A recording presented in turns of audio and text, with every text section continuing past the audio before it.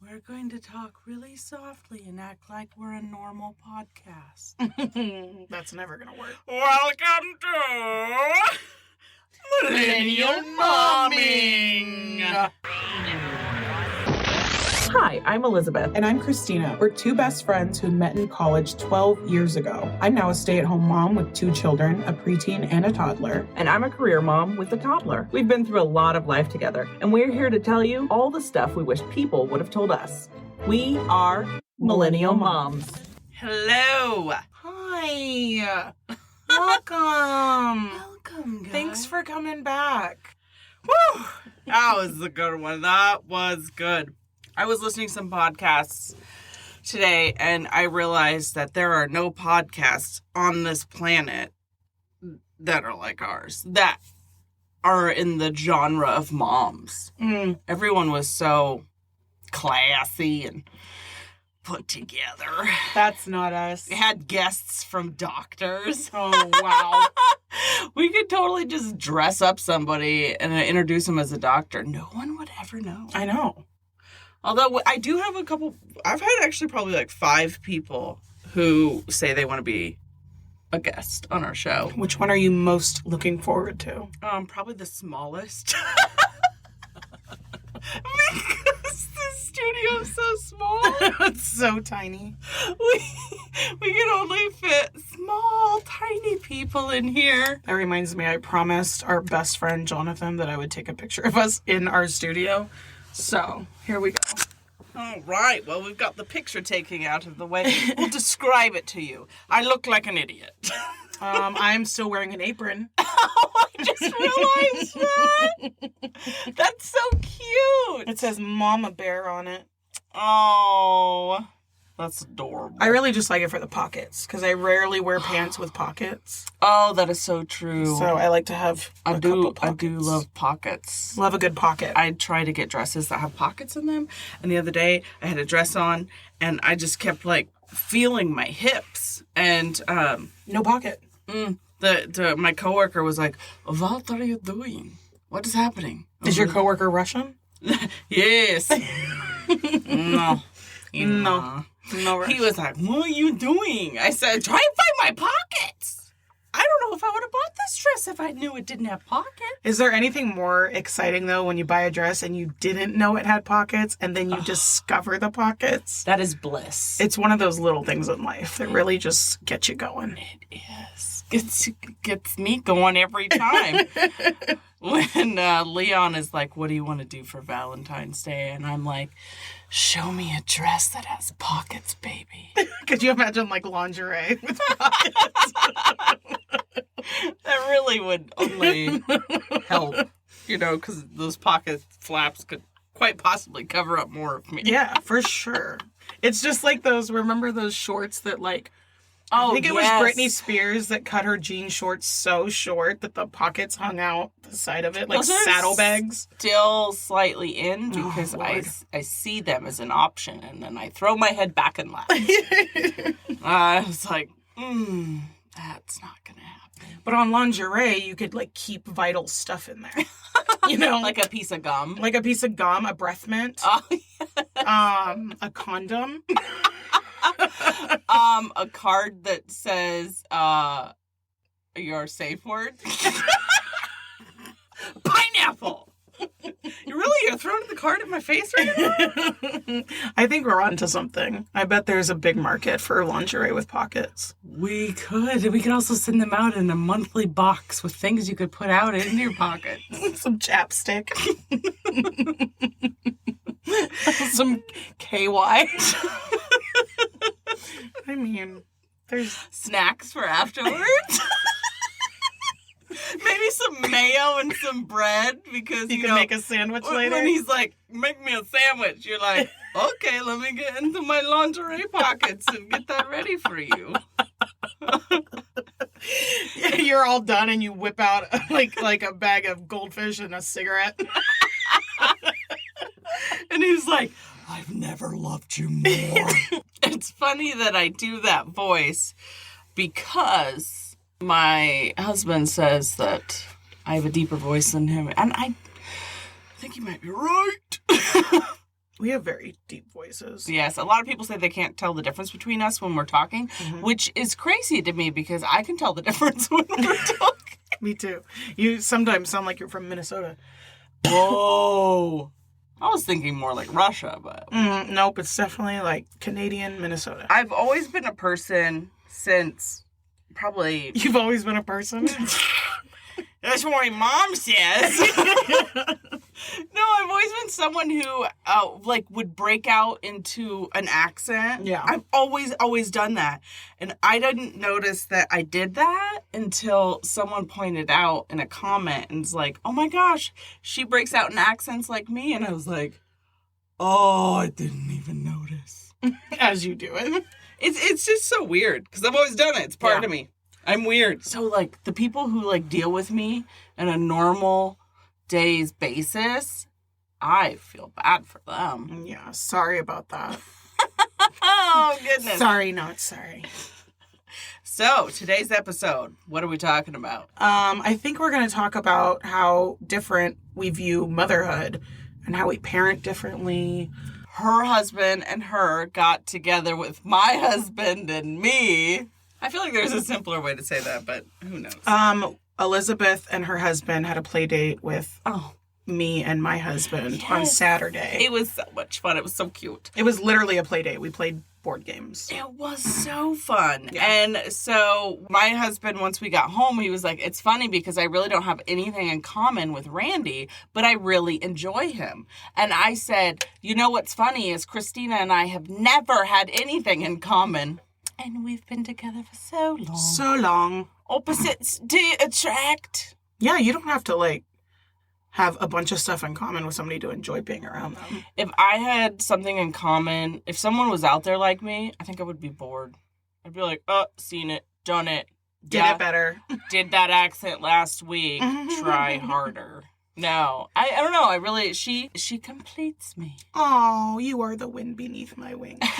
You are the friend. There's a TikTok out there where they're like, what is it? You talk bad about my introvert friend. And they're like, let me at him. She's the let me at him, and I'm not really an introvert. I was going to say, you are not an introvert. I'm an extrovert, non-confrontational extrovert. Yeah. That's how I identify. You're just a ball of fun. A ball of fun. Ball of fur.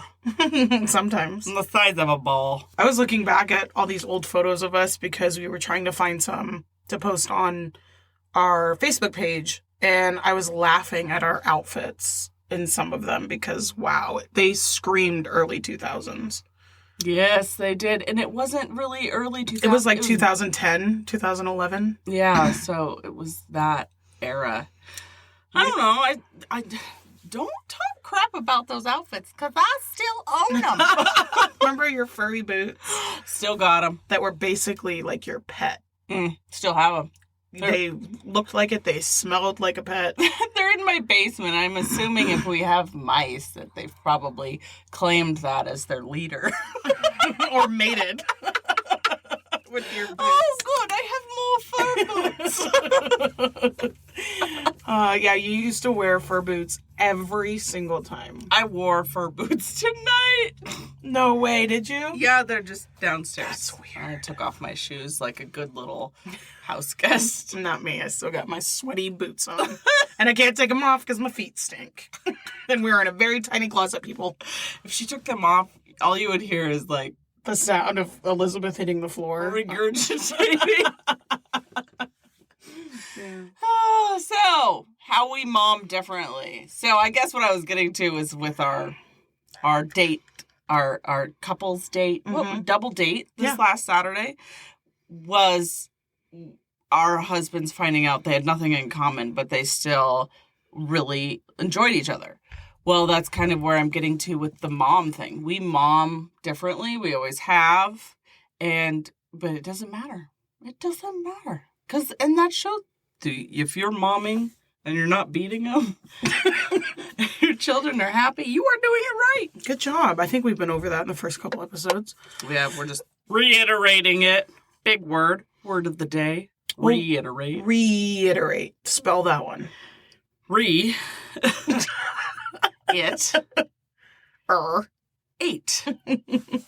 There you go. It's like Tigger. T-I double G.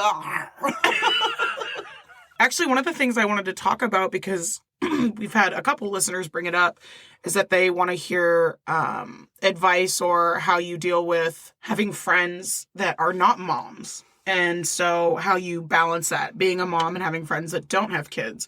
And it brought me back to when you and I became friends. My son, Jaden, was already like a year and a half, around there, maybe 2. And you didn't have a child until 8 years later. Yeah. Somewhere around there. So we were friends for a long time before you entered motherhood. And people have always asked, what's the balance with that? Is it hard? I never found that it was hard, but I was also much younger. I was still in my early 20s, 21, 22 when we met. And as you've said before, she always forgot that I was a mom. But I think now in my 30s, I think it would be hard not to enjoy spending time with people that don't have kids, but for them to understand what your life is like, because it is centered around our children. We can't just get up and go out to dinner. Mm-hmm. We got to find a sitter. We got to make sure the kids are good. If the kids are sick, we got to stay home. If some emergency comes up, we're not going to be able to make it. If you want us to go on vacation, find somebody else because we're not able to go.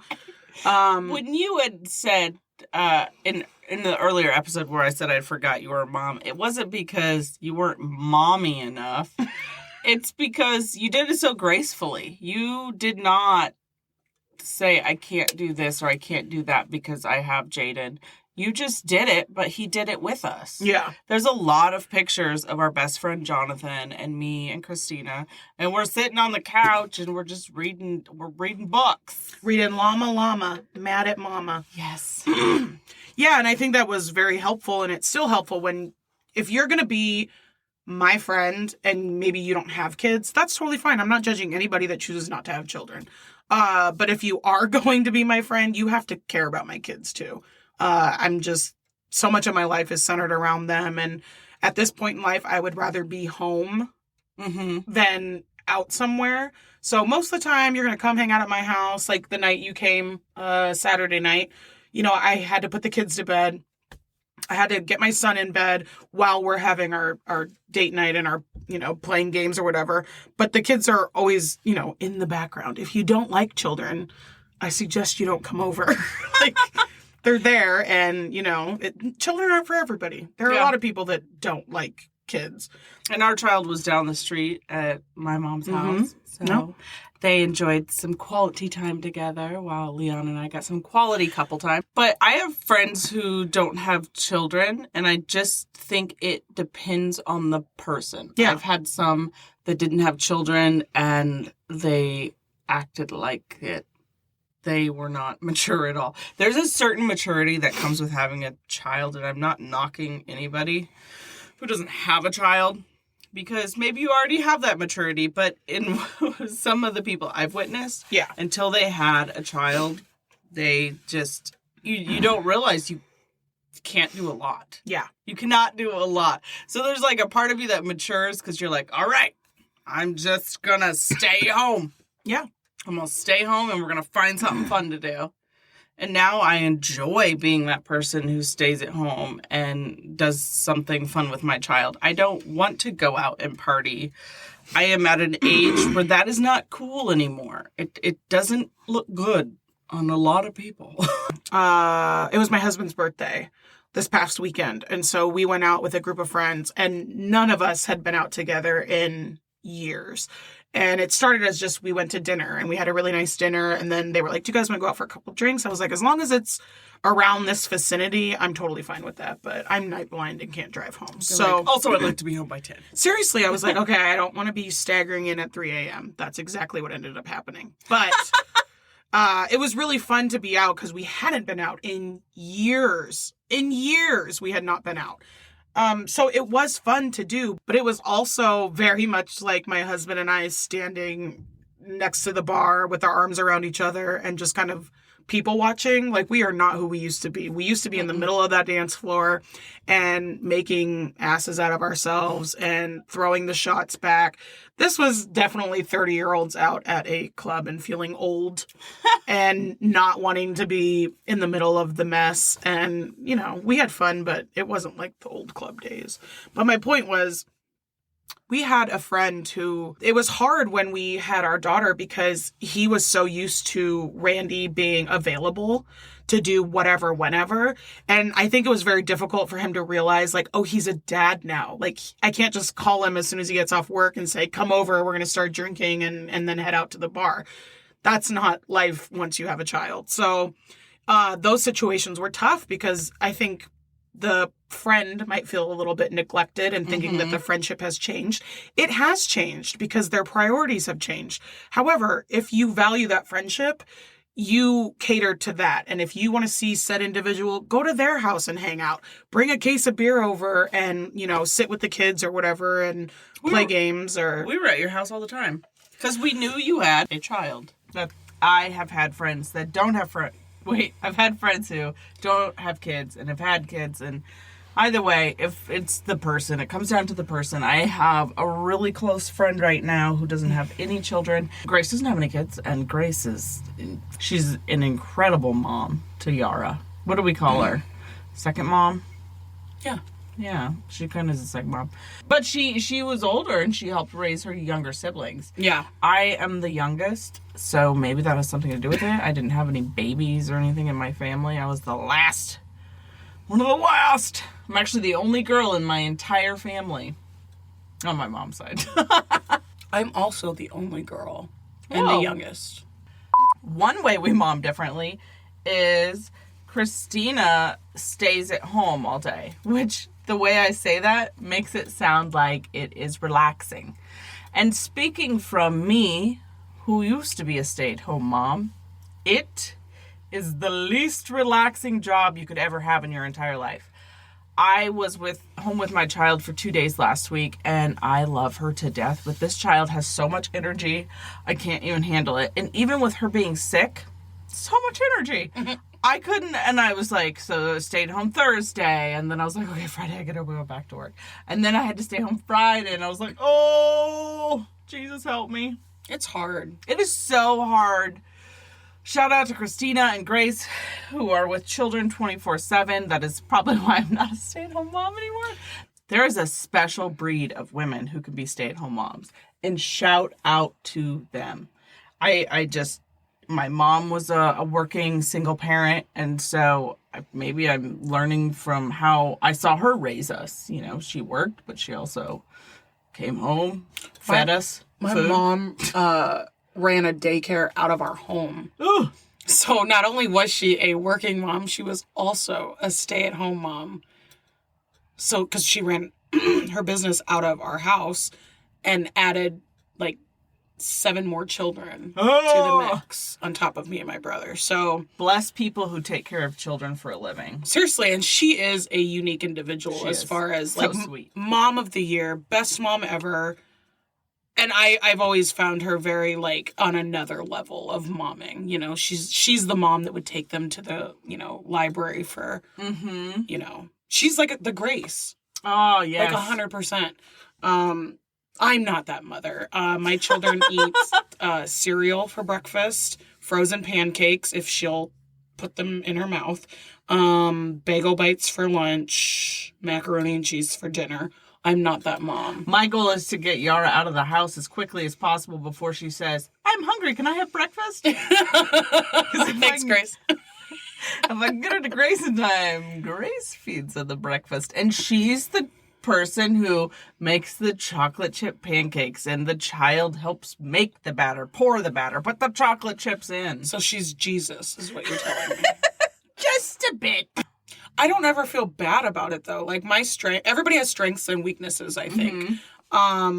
My strength is not feeding my kids a vegetable at Not feeding my Not feeding my children is a strength of mine. No, but I'm not the mom that's like, baking the Mickey Mouse pancakes with the face on it. That's not my strength. That's not what I'm good at. I'm really good at getting down and playing with my kids. Like, Amara really likes, she's really into board games right now. I cannot tell you how many versions of Ants in the Pants I have played this last week. And before that, it was Hungry Hungry Hippos. And before that, it was Doggy Doo. And when I say, like, all day, I play probably 30 of each game, depending on what day it is. So I'm that mom that's like, okay, let's sit down and play board games for 6 hours. Which is funny because there's a lot of people who just can't handle that. It is a lot. It is mind-numbing. It is, but at least she's happy and quiet. We actually joke that we have 3 parents raising Yara, which would be my husband Leon, myself, and Grace. So, how my strength would be is Grace and Leon are really strict. Like, they're like, if I say no, you do not do that, or there will be consequences. Me, I feel like she sometimes doesn't really test me because I'm the happy, cheerful, funny parent. And she doesn't want to test me because she doesn't want to see if I can get upset. Sometimes, you know, I wonder, like when she wakes up in the middle of the night and I'm ready to die, but... I told you that Randy put Amara to bed last night, and she slept all night. So I'm having her put her daddy to bed tonight. I'm having him put her to bed again tonight to see if maybe he just puts the fear of God in her. And I chose, you know how we were talking in, was it last week's episode? Yeah, about putting the kids to bed and how it's always us that gets up with them in the middle of the night and how we feel bad because they're crying. I turned the monitor off and I came downstairs when he was putting her to bed. I wasn't going to listen to her cry. If she did, I have no idea. I went downstairs and ate some pasta. Jesus, take care of them because I'm off the clock. Seriously, I was like, nope, not tonight. Not tonight. I had a very long weekend. I was very tired, and I just said, no. No. Not today. Satan. You know, so us ragging on our husbands last week, I feel like I noticed more of what he does because I felt... Please don't turn this into that. No, but he did listen to it. I joked on there that I wasn't going to let him listen to it, but he did listen to it, and he texted me from the bubble bath and said, I'm halfway through and it's amazing. And then when he got all the way through, he said, I loved every piece of that. And then he said, it actually opened my eyes to, you know, realizing what you moms go through that I didn't notice before. See, and you were so scared. I wasn't scared. I didn't want to hurt his feelings. I'm non-confrontational, and I hate hurting people's feelings. But I think Leon knows you very well, and he knows us together very well. And I think it was nothing that shocked him in the least. He knows we're nuts. We're so Both nuts. of our husbands, when we get together, they just look at each other like, wow. So I will say that I've been trying to find a mom podcast kind of like ours. It does not exist. Like, all the mom podcasts are so normal. And we are nuts. Hey, we all have our strengths and our weaknesses. And our strength is we are nut jobs. And we have no shame. We're fun nut jobs. Yeah, for sure. Like, we're not going to go rob a bank. Kidding, FBI. Kidding. I don't have the balls for that. She really doesn't. I would not do well in prison. Orange is not my color. Oh, I look horrible in orange. Absolutely horrible. I've never witnessed a person who looks good in orange. That's probably why they do it. They say, oh, not only are you going to go to prison, but for the rest of your sentence, you have to wear a color that is going to clash with your skin tone. And we're going to give you a tiny mirror. And you're going to have to look at yourself every day. Man, don't break the law, you guys. Don't do it. It's not worth having to wear that orange jumpsuit. No, not at all. And those shower shoes? Good night. Ugh. Hello, athlete's foot. No thanks. I'd just wear shower caps on my feet. Would be a good look. So, the other thing with how we mom differently, with my kid, I always said that I wasn't going to allow, What was it? Okay, so with my kid, I said I was going to make her own baby food. I was going to not let her have screen time, blah, blah, blah. I made her own baby food from start to finish, all the way till she was on solids. I shout out to myself for that because I just would not have thought of myself as a mom that's making her own baby food. But there I was. So, but then when it came to, I don't want my kid to have screen time. I don't want to, I was a stay-at-home mom for 2 years, a year and a half. I don't really remember. It all just kind of meshed together as my brain melted, because not only was I a stay-at-home mom, I had left everything I'd ever known. We moved halfway across the state. My husband, to the middle of nowhere, you guys. My husband worked second shift, so he was gone 2 to 11. I had nobody, and I was going through postpartum depression. So it was like double jeopardy, whammy, whatever. That's why single moms deserve so much credit. So much. Because goodness. I felt like a single mom, but at the same time, my husband was out there making money, so it's not like I was a single mom. Yeah. So I couldn't even claim that. So, made my kid food, blah, blah, blah. Didn't want her to have screen time. Then I discovered the children's Kindle Fire. And it's so safe. You know, they can only see things that are tailored to their age. And it was great because actually I learned that, I witnessed that she was learning shapes, colors, sizes, everything on there that she was learning in a fun way that she might not have learned from me just sitting on the floor coloring with her. And I was very impressed with that. So, cut to now she is 5. And when she was about 4, I noticed that she would be mentioning videos she had seen, and they didn't seem age appropriate. And I realized how she was doing that is she would grab our phones or whatever and go straight to YouTube. She knew what the YouTube app looked like, so she'd just go whoop, whoop, whoop. She'd go straight to it, and she'd just flit right through it. And she'd look at all the YouTube shorts. Well, if you're logged into my account, you're seeing everything that's age appropriate for me. Yeah. Things that a 4-year-old should not be seeing. So once we discovered that, she's not allowed to touch our phones anymore. She's only allowed to see the Kindle or the TV, what we put it on. And it actually changed a lot of what she talked about. It changed what she was fearful of. And because she'd be like, are there monsters under my bed? Because I saw in this video there's monsters that come out of the bed. And then I saw the video. Sure enough, there's some weird thing living under a bed. And I was like, you are never watching YouTube again. Yeah, it's a slippery slope. My son is a huge gamer.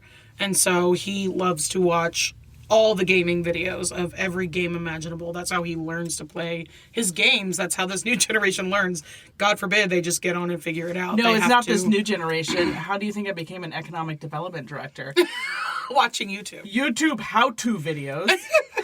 So when, there are so many parents, moms that are like, screen time will turn your kid's brain into mush, and I don't let my kid have more than a half hour. I cackle. My kids are always on either the gaming device or Amara will be on her iPad. Now, when Amara's on her iPad, she's on ABC Mouse. She's on the Peppa Pig learning games. She is one of the smartest children I have ever met. She knew all of her shapes, and I mean like hexagon, octagon, pentagon. Oh, I witnessed the video where she's naming all of them. And so we had all the shapes and all the numbers. She's super smart. She's been able to spell her name since she was probably 2.5. My point being, while yes, I'm not saying science is wrong, but I am a big advocate for making educational fun for kids, and my kids really like the interactive gaming. Not saying every child will, not saying every child should be on their iPad all the time, but I make sure, A, parental controls, that's a big one, and B, we really push the educational games. I just got an Osmo for her, which is got word games and number games and anagrams and adding and multiplying. So can I borrow that for myself? Yeah, no, these games are so fun, you guys. If you haven't seen them, there's one where you get to make pizzas, and it's like, remember Diner Dash? Yes. Okay, it's like Diner Dash. So your customer comes in and tells you what kind of pizza you want, and then you got to put all the things on it and put it in the oven. And you actually have like these game pieces. You have a pizza, you have all the toppings. Then it makes you charge them, and then they give you money. You have to give them change back. Oh, that is so smart. It's so cute, and both my kids, my 3 and my 12-year-old, actually like to play it together. So anyway, my point being, I try to make screen time educational as much as I can. And that's kind of the same thing. I would always point her towards that. I mean, on the Kindle at nighttime, she's got 50 million books beside her bed. Yeah. But she wants to read the book off the Kindle. Okay, whatever. So I'll do that.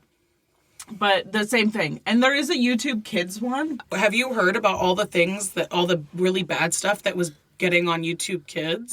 No. Because they were basically taking like kids' videos, and then halfway through the video, some sick people out there in the world were putting really inappropriate things in the middle of these kids' videos. I did notice that one of the things that Yara was talking about a while back was the siren. And it was like this siren that was going out over Peppa Pig. Oh, yeah, they have really... And then, like, they were, like, monsters chasing them. And I was like, yeah, you did nothing wrong, but you can't be on our phones anymore. And that's a very real fear with the YouTube Kids. So just because an app says it's for children, please don't trust that. Please do your research. Please check it out yourself, because so many people, there are some sick people in this world who just get their jollies by messing with kids in any way, shape, or form. I remember my mom saying, like, do not let her watch YouTube. And I'm like, Mom, you're being overprotective. And then one time, like, I would check in on her. But when you're checking in on them, you're not seeing everything they're seeing. Yeah. And I was like, oh, my word, my mother was right. But you can get down a really slippery rabbit hole when they watch one video and then YouTube suggests all these other videos, and it can get weirder and weirder. So Yara likes the reels, which on YouTube is like TikTok. So you're just flying through, scrolling through them, and some are fine, some aren't. No phone for Yara anymore. I also think it's really important that we let children kind of figure out that the world is not as sunshine and roses as we all think it is. I think when you shelter your children too much, it can backfire. So look at Elizabeth, for example. Exactly. She was super sheltered, and wow. When I found out what the real world was about, that's probably what the postpartum depression was about. My whole body was just shutting down and being like, there's no reason to live. The world is a horrible place.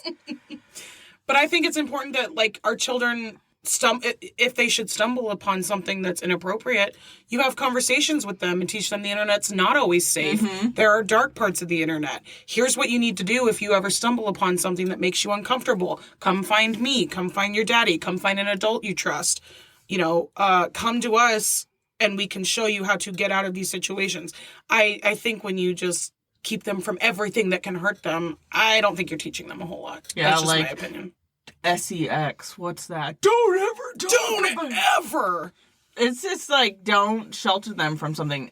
I just watched a whole thing on we have to be careful in protecting our children versus smothering our children. Mm-hmm. And one of the key things that I took away from this video that I watched, if your child is doing something dangerous but carefully, allow them to do that. Yes, I did see that. It really brought up a good point in that as long as your children are being careful in what they're doing, sometimes you have to let them figure life out. Like, for example, my husband is very overprotective. Like, when I'm in the kitchen cooking, Amara likes to come in there with me. And if her dad's in there cooking, her dad's like, get on the other side of the island, sit in that chair, don't come near the stove, it's hot, blah, blah, blah. And it always makes me laugh because Amara comes over when I'm cooking, stands right next to me to see me cook the chicken and to make the pasta, and she helps me pour the stuff in. She's never once stuck her hand on the fire. You know what I mean? Mm-hmm. And that's his fear, is that she's going to reach out and touch it. And I'm like, no, you have to show her that the closer she gets, the hotter it is. And look, see how mommy's hand is here? If it gets too close, you're going to get burned, and that's an owie. You can't just put them on the other side of the... Has she ever touched it? Never touched it. Yara didn't until she was about 4. And then yesterday she was like, remember that one time when I touched the stove and you told me not to? And then it was ouchy. Yeah. And I was like, yeah. Did we learn something? She did.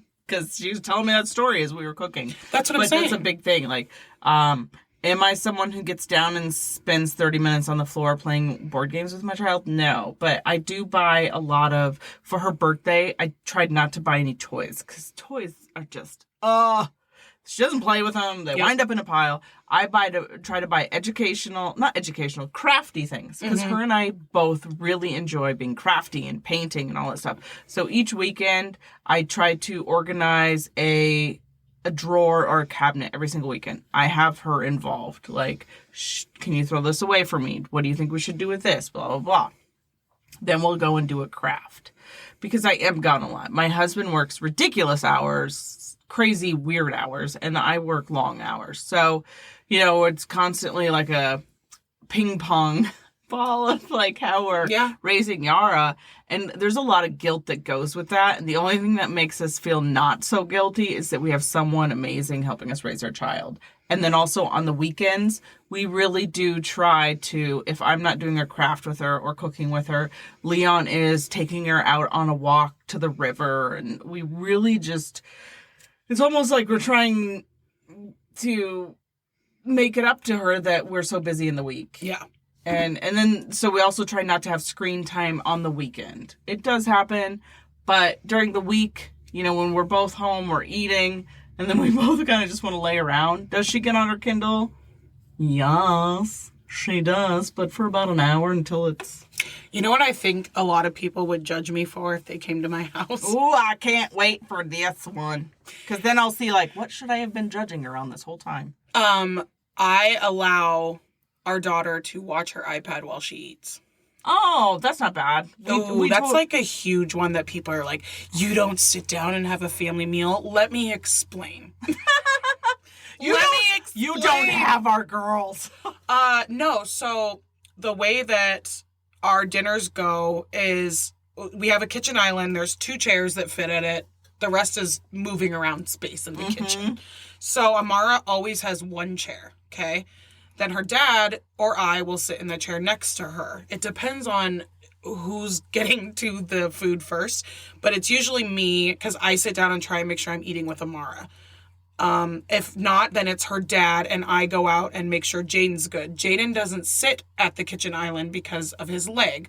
My son, I don't even think we've mentioned it yet. I don't think we have either. So my son was diagnosed with a really rare cancer in his leg a year ago, actually this week, I believe.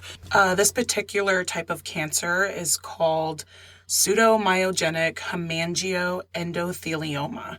And thankfully, it is not life-threatening, so we thank God for that every single day. This is not going to take his life. It is limb-threatening, so currently we are trying to save his leg where the tumors are present.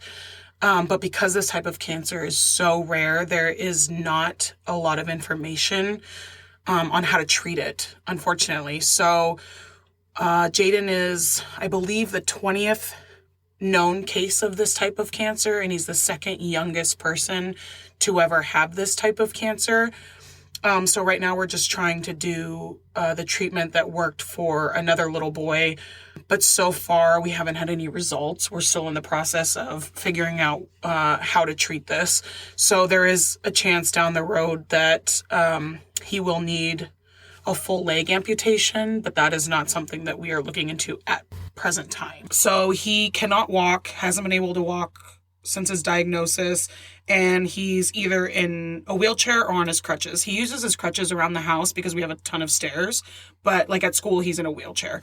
So Jaden can't actually sit at the table in the kitchen. It's very uncomfortable for him. So we got a special couch in the living room that he's able to put his feet up and eat his meal. He's got a TV tray in there. So that's where Jaden eats. So because one child's in the kitchen and one child's in the living room, there's a lot of back and forth during mealtime. And so one of us will be sitting there, the other one will be off in the other room making sure Jaden's okay. Then Amara likes to get up and fling food wherever she may find the reach to. So there are times when we plop the iPad down in front of her because then she will actually sit and eat.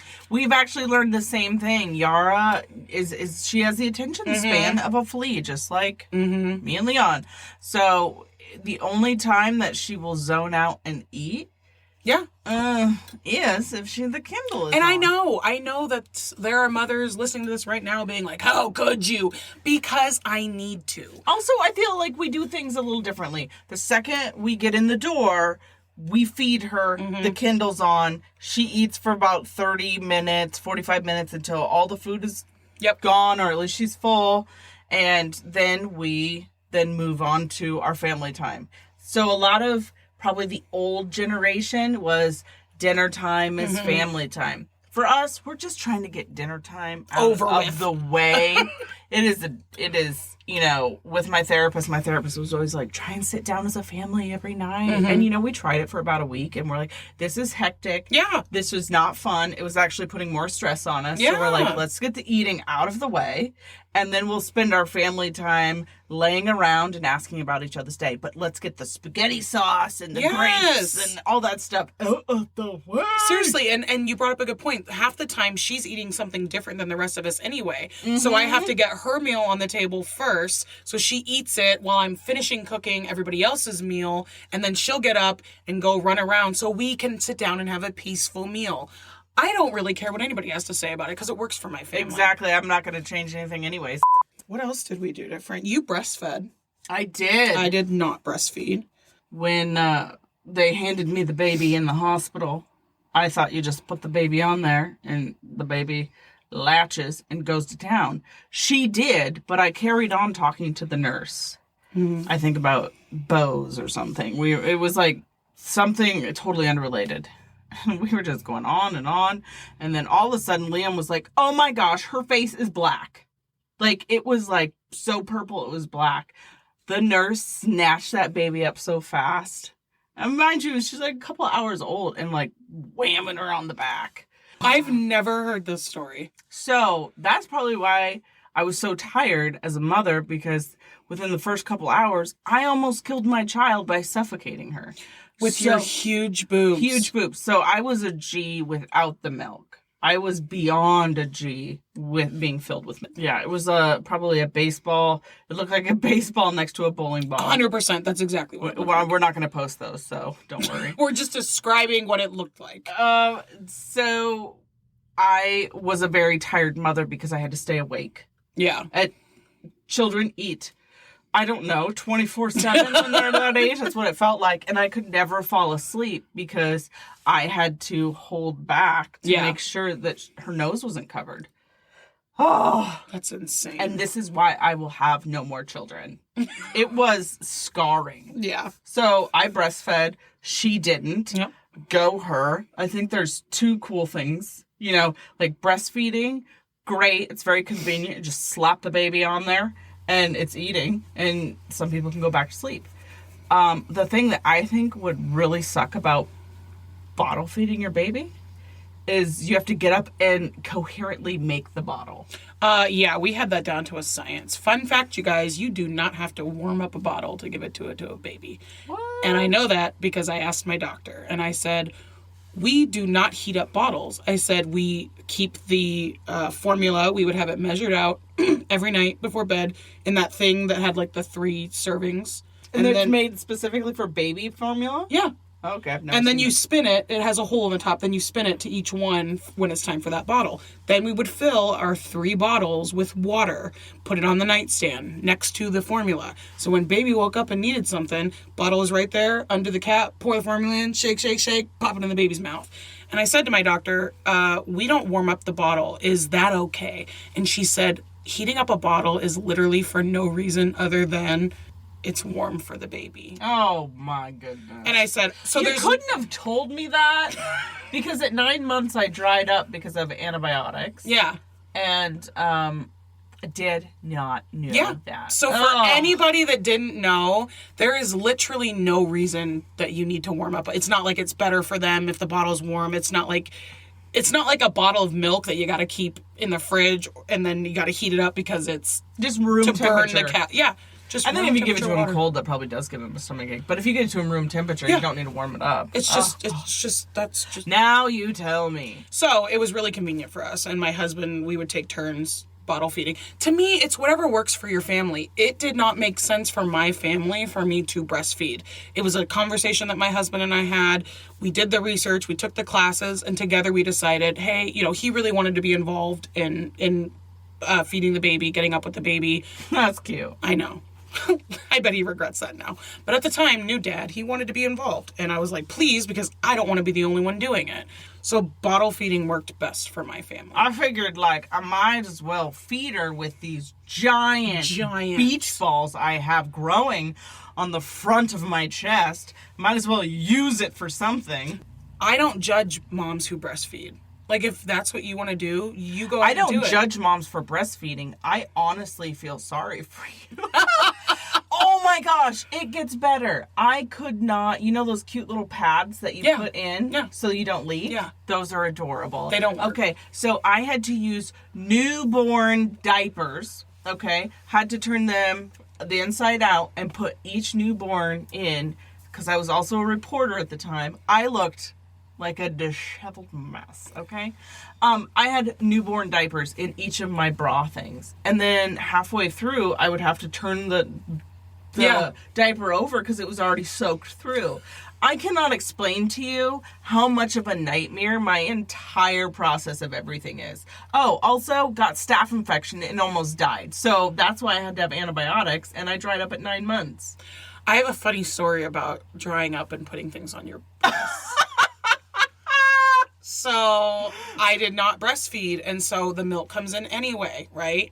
So they used to, back in the old days, give you a shot of something that helped dry up your milk. They stopped doing that, I want to say. I want to say the 80s or the 90s. But now you just have to let it dry up naturally. That's the way nature works. If nothing is sucking it out, it will dry up. But it takes, I don't know, a week, maybe, somewhere in there. So until then, so painful. Your breasts are engorged and filled with milk and beyond painful. And the nurses told me, the best way to deal with that is to put cold cabbage leaves on your breasts, because it's like an ice pack and it soothes you. But I guess there's some type of enzyme in a cabbage that helps dry up the milk. I'm not a scientist. Google it. I don't know. But I did what I was told. So my mom would come over and cut up cabbage leaves the size of my breasts and put them in the fridge, and then all I would have to do is go in there, get one, stick it in my bra, go about my day. And when you have a newborn, you don't leave your house. So my mom comes over one day. It was end of April, and it had gotten very warm. And she said, do you want to get out of the house and go to Walmart? And I said, sure. And I'm walking around Walmart, and I was like, what is that smell? What? Seriously, what stinks? Why does it smell like Brussels sprouts in here? And I'm like, is it me? And all of a sudden it occurred to me that I had been wearing cabbage leaves for 8 hours at this point. And I look in my shirt and I just have wilted, soggy cabbage leaves leaving a trail of stench as I walked through Walmart. Ain't nobody walking behind you. Ain't nobody. Okay, they have vacated the premises. They're like, we have got some possible chemical warfare happening here at Walmart. You guys, if you've never smelled cooked cabbage, it's not good. It's not good. And when it's with corned beef, not bad. She smelled like St. Patrick's Day all on her own in the month of May. It was so humiliating. But, humiliation is, you just get over it.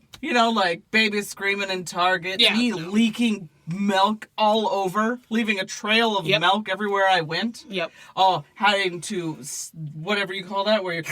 The breast pump? Breast pump. Oh, man. Let me tell you, I was a reporter, and I was like, I don't even think I asked. I don't know. I probably just did. I was in the basement, the belly of the place. Yeah.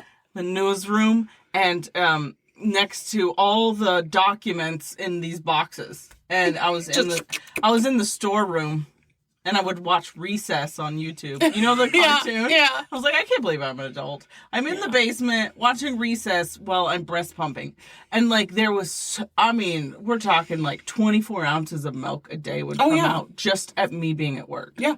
It was absolutely ridiculous. So I applaud all breastfeeding mothers. If that's your jam, go for it. I applaud mothers who can put together bottles in the middle of the night. I always thought, hooray, you guys. because that's insane. It was easy peasy lemon squeezy. See, I didn't think it would be. It's easier for me to slap a baby on my boob. But also, you had a C-section. I did not have a C-section. I had whatever you call it. Vaginal. Yes. I wasn't going to say The it. old-fashioned way. The old-fashioned way. So, I'm terrified to have a C-section, and I applaud all mothers who have C-sections because that looks so terrifying. I can't even explain it. That's so funny because that's how I feel about a vaginal birth. The idea of that makes me clench and not let go. I just couldn't even imagine. It wasn't natural. Don't get crazy. No, but still, I couldn't imagine that coming out of there. How? My baby was 6 pounds. She was just like, there you go. Boop. I don't know what this says about me because I was not. I didn't get around, but like I pushed for 15 minutes and the baby came out. You're so lucky. You're so lucky. I think I just had a lot of push in me because I wanted that baby out of me. Let's see, with Jaden, I was in labor for 32 hours. Oh, see, I was in labor for 9 hours, pushed for 15 minutes. I hate you. I was in labor for 32 hours. I pushed for 3.5 hours. Oh, goodness. 3.5 hours, gracious. you guys. He would not come out. And he was sunny side up, so he was facing sunny side Isn't that so funny? That's what they call it. Because when a baby's born, it's supposed to be facing your back. Yes. It's supposed to be facing your back, and then it comes out. Jaden was facing the other way, so with every contraction, that big old noggin slammed into my spine. Oh, that's probably why you have back problems. And so every single contraction, it felt like my back was being torn open. But anyway, I had no epidural for the first 10 hours. They wouldn't give me one. Ew. And then I vomited for 32 hours in labor, and then the 3.5 hours of pushing. Then they come in and say, your baby's in danger, and you're in danger, and we got to get you to the operating room and get this baby out. So I had like a 10-minute warning between when they said that I was having a C-section and when they threw me on the table. And I remember violently throwing up while they're cutting me open, taking the baby out. I lost a ton of blood. I had to have 3 blood transfusions after him. And I did not know her at this time. No. So, and then I was in Otherwise, I would have been in there throwing up and fainting. You got to be there when I was throwing up with Amara. Oh. So then Jaden was sick when he got out. So he had an IV. I was super sick. I had an IV, a bunch of medications. I was in the hospital for a week. And then when I got home, I was still sick for a good month. I don't even remember Jaden's first month at home. Oh, really quick. So she went to the hospital saying she was in labor. The hospital sent her home, said you're not in labor. They told me I peed myself. Yeah, always. I have peed myself before, okay? It didn't feel like that. But yeah, they did. I went in on a Friday, thought I was in labor. They sent me home. Monday morning, my contractions started. She would have not been in this type of trouble had she listened to her body and been like, no, I am in labor. Yeah. It's because they sent her home that, like, infections started setting in. Yep. Oh, gosh. God, that's a good point. It could have been so horrible for you. Yeah. I saw a reel or a TikTok the other day that this woman started bleeding profusely, and she called her doctor and they're like, you're fine, just lay down. She was like, no, I'm already on my way to the ER. She gets to the ER. They're like, no, this is normal. She's like, I've already bled through the entire bed, my sweatpants, everything. I want you to do a scan. Yeah. They did the scan. They found something. They called her OBGYN right away. So please trust your body. Do not always be like, oh, okay, they say it's nothing. Especially when you're a first-time mom. That was my problem. I had no idea. I'd never been through this. And then I'm adopted, and so my mom has never, my adopted mother has never given birth, has never been pregnant. She didn't know any of it either. And so it was just me and her trying to figure this out. And so when they said, you're not in labor, I was like, okay, I guess I'm dumb. And I went home. And so yes, my water had broken and it leaked slowly all weekend. So all this infection got inside there. Anyway, it was a whole mess. With Amara, I opted for a C-section because I was absolutely terrified of a vaginal. And she came out easy peasy lemon squeezy. I walked into that operating room, sat down on the table. They gave me the spinal and laid me down, and she was out in, I don't know, 30 minutes. It was really fast and sewed me up and sent me on my way. So the other reason I would say trust your body is I had moved away from the doctor who had been taking care of me. I found a lump in my armpit. I went to a doctor I'd never been to before. And of course, they don't know anything about you. And they're like, oh, it's just a lymph node trying to fight off something. Oh my word. A month later, I was almost dying of staph infection. So, and I didn't want to be a bother. So I didn't want to keep going to the doctor and being looked at as a hypochondriac. Yeah. So I was like, I'm fine. It's just a lump. It'll go away. They said it'll go away. Meanwhile, I'm almost dying from, what's it called? Toxic shock of your body is just going into, your blood is turning poison. Yeah. Yeah. Trust your body, ladies. Seriously. Trust your body, because we both almost died because of it. Maybe we should turn this episode into Trust Your Body. Trust your body, guys. And we do. It's so funny. When I was pregnant with Amara, I knew I had a UTI before I'd even gone to the doctor, right? And so I go in there and he did the exam and this, that, and the other. And he was like, well, I mean, I don't know. It doesn't really sound like a UTI. And I was like, no, it's a UTI. Like, I know it's a UTI. So they did the urine test or whatever. He comes back like 20 minutes later. He's like, I guess I should just start listening to you because turns out you do have a UTI. But I never get any of those like symptoms. Like it doesn't hurt when I pee. I don't get the cramping. None of that happens to me. I just know when I have one. Wow, you're like a psychic for vaginas. For vaginas. I'm a vagina psychic. You're welcome, you guys. Can you read my palms and tell me when I'm going to get my next UTI or yeast infection? That'd be great. I could really stock up on... Can you read my labia and tell me how many children I'm going to have? Oh, my word. I could really stock up on everything I would ever need. Yeah. And then I wouldn't be using... Do you want me to go ahead and take a look? Then I wouldn't be using diaper cream on yeast infections. Which diaper cream is fantastic. It is, but I did read that it can actually make either it's a UTI or yeast infection worse. Because one night I went to the bathroom about 6 times because I went and put diaper cream on, and then I came back out, and then I read on my phone not to use diaper cream, so then I went back in, and I'm like trying to get it all off of me, and then I go back into bed, and I'm like, okay, what do I use now? No, diaper cream is great for chafing. Remember we talked about chub rub? And hemorrhoids. Oh my God, yes! It is. Because I was having that issue, what was that, a couple weeks ago? It wasn't a hemorrhoid, but my booty hurt. And you were like, diaper rash cream. Yeah. And I was like, oh, I have some. I had like old A&D ointment somewhere. You guys, it really did work. You want to know why I know that? Because I've gone through my drawers and I'm like, wow. Your drawers are like... my bathroom drawers, and I'm like, what can I use? What can I use? You get really desperate at 2 a.m. when your downstairs hurts. And you're like, okay, all right, we've got apple cider vinegar. I've got Listerine. I've got Bengay. Maybe I'll use the Bengay last. It'll hurt so bad you'll go you'll pass out and just go numb. I have a story for another time, but Bengay should never, ever go down there, guys. Ever. It is very painful. Been bad. I'm lucky I still have a vagina after this. Yeah, that is fascinating information. These are the things we need to talk about. A&D ointment, great booty hole soother. So I don't know what you're not supposed to use it on, if it was UTI or yeast, but I swear it was yeast you're not supposed to use diaper cream on. I swear. I really need to pick up some Vagisil on the way home. Not for now, but I really am sick of it not having that on hand, and I've got to use weird things. That's me with Pepto. Whenever I need Pepto at least 3 times a week.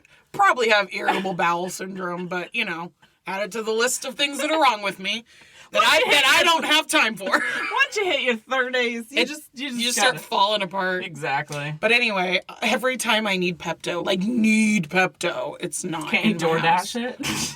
Could you imagine?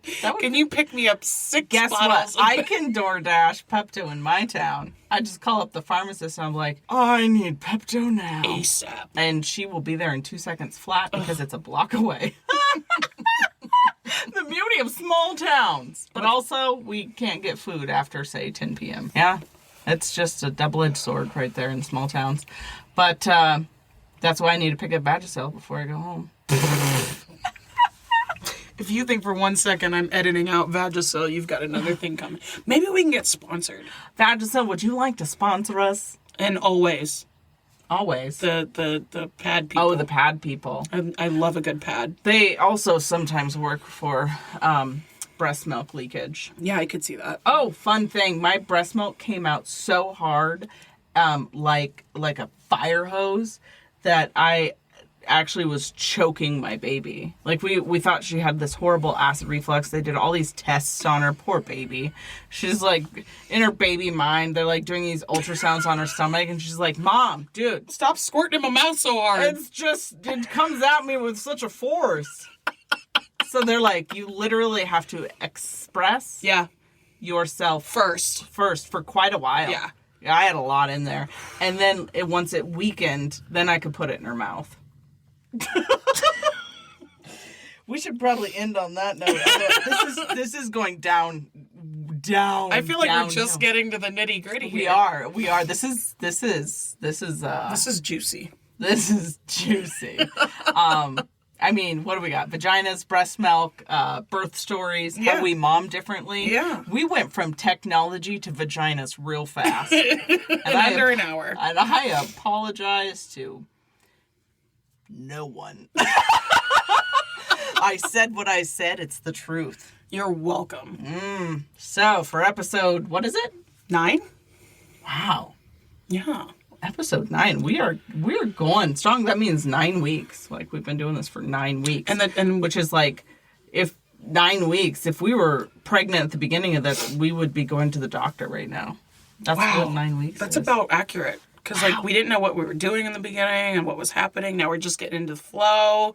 The flow. The flow. Yes, and honestly, I have got to give a huge shout out to Kristina, because my job is just really taken over my life. And I said to her, honestly, I cannot edit anymore, and I don't know what to do, because there's no way I can edit anymore. I'm dying. And she said, well, I'll just do it. And she does such a fantastic job. God, I told her, like, you're going to add that to your resume. Yeah, if I ever want to enter the workforce again. Yeah, but you got a lot going on. I wouldn't blame me if you didn't. Yeah, no, that's not going to happen anytime soon. But being able to edit this type of stuff is huge in the marketing world. It's really cool. I've really enjoyed learning how to do it. I've never done anything like it before. And that first one was a little rough. But yeah, now that I've got the hang of how the program works, and she is killing it. It takes hours and hours to edit a program or whatever, a show. It takes hours to edit a show. And she also comes in and adds all the sound effects. You really she does it so seamlessly, you don't even notice how much work goes into it. But I have got to give her a shout out. Thank you. I learned from the best. YouTube. Yeah, YouTube. Yeah. Anyways, hey, we're always looking for new ideas, new topics. We have a bunch in our notes, but we would like some feedback on things that you guys care about hearing. You're listening to us, so you might as well listen to stuff you want to listen to besides, vaginas and breast milk and Vagisil. Yeah.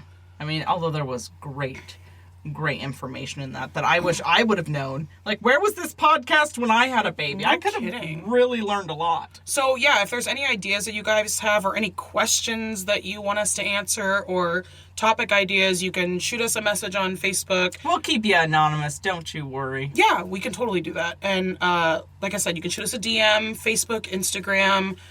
We have an email on our website, I believe. Yep. millennialmomming.com. Yep. And you can also just, go to our Facebook pages. Right? I feel like, don't say my name, but I want you to talk about vaginas more. Yeah, because we could totally do that. We got them. Why not talk about them? Hey! Well, thank you guys for joining us for another episode. Thank you so much. We're all over the place for this episode, but I think there's a lot of good stuff that somebody might need to hear. And we will be back next week. Have fun. Have a good week, everybody. We'll miss you. Goodbye.